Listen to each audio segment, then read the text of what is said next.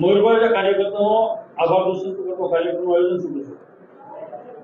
આજે બોટાદ જિલ્લા કાર્યાલય ખાતે પ્રદેશના હોદ્દેદારો, જિલ્લાની ટીમ, જિલ્લા મોરચાના આગેવાનો, સહકાર ક્ષેત્રના આગેવાનો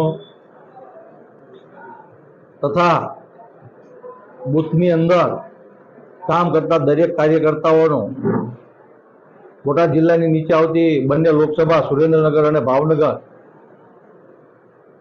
આપ સૌ જાણતા હતા કે ભારતીય જનતા પાર્ટીનો દરેક કાર્યકર્તા છેલ્લા 60 દિવસથી ઇલેક્શનની તૈયારી કરતો હતો, ત્યારે આ ગરમીની અંદર ભારતીય જનતા પાર્ટીનો દરેક કાર્યકર્તા મતદાતાને મતદાન બૂથ સુધી પહોંચાડવા માટે અથાગ પ્રયત્નો કર્યા.